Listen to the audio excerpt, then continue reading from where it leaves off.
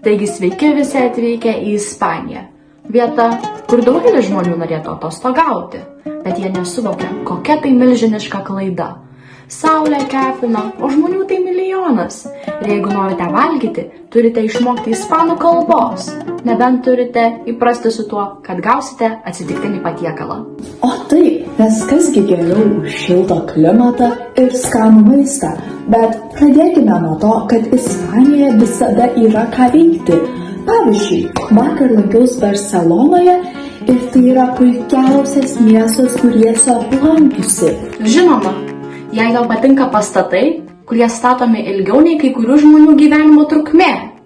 Beje, kalbant apie laukimą, ar paminėjai, kad ilgi į tą šedevrą ilgesnė nei Kalėdų apsikirpimo sąrašas? Jeigu tai yra populiaru, gal tai ir yra verta dėmesio.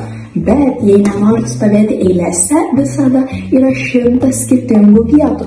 Pavyzdžiui, Sevilijai gali stebėti tikrą flamenko pasirodymą arba apsilankyti Alhambroje, Granadoje, kur kiekvienas kampelis atrodo kaip iš pasakos. Aišku, pasaka. Iki tol, kol supranti, kad norint ten patekti, bilietus reikia užsisakyti mėnesiais iš anksto. Bet jei jau kalbama apie pramogas, sakyk, kaip sekėsi su maistu, nes tapas man atrodo kaip maisto loterija. Gauni lėkštelę, bet vis tiek lieki alkanas. Tai yra visas žavesys. Vietoj to, kad priskimštum pilvą vienu patiekalu, gali paragauti daugybę skirtingų skonių. Pavyzdžiui, paelija, jūros gėrybės, ryžiai, švieži prieskoniai. Vien dėl to verta čia apsilankyti. Žinoma, jei mėgsti valgyti vakarienę vidurnaktį, nes Ispanijoje niekas nesivargina vakarieniauti anksčiau nei po 10. Na taip, žmonės čia neskrenda gyvenimo lyg lenktynių trasoje. Jie moka mėgautis akimirką, draugais, oru ir maistu. O jei tau per lėta, gali eiti futbolo rungtynės, kur atmosfera tokia, kad net niekada nesidomėjai futbolo, staiga tapsi didžiausius ir galimi. Gerai, pripažinsiu. Futbolo rungtynės čia tikrai kitas lygis.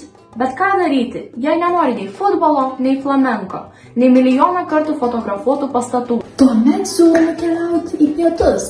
Andalūzijos kalnuose rasi mažus baltus miestelius, kur gyvenimas teka ramiai, o vaizdai tokie gražus, kad net tu nustosi skųstis. O kaip su transportu?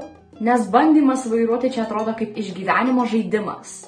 Gatvės tokios siauros, kad net dviratis vos pralenda. O vietos parkingui mažiau nei tavo norai prisipažinti, kad Ispanija iš tikrųjų visai nebloga. Gerai, su parkavimu tikrai gali būti iššūkis. Bet tam yra metro, autobusai ir traukiniai, kurie važiuoja taip patogiai, kad net nereikės sukti galvas dėl automobilio. O jei nori tikrai unikalaus potyrio, gali net išsinuomoti dviratį ir važinėtis paplūdimiu. Aišku, nes kasgi nenori prakaituoti 35 laipsnių karštyje, mindamas pedalais.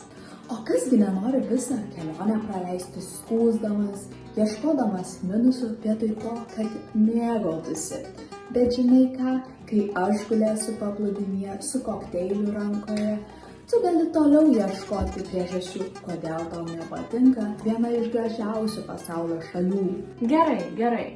Gal ir pabandysiu tą kokteilį, bet tik tam, kad galėčiau įsitikinti, ar jis tikrai toks geras, kaip ir sakai. Ispanija. Tai ne tik kelionė, tai patirtis. Nesvarbu, ar ieškai nuotykių, poilsio ar nepamirštamų skonių, čia rasi viską. Saulė, kultūra, istorija ir begalė įspūdžių laukia tavęs. Tad ar verta vykti? Atsakymas paprastas. Taip, atrask savo Ispaniją.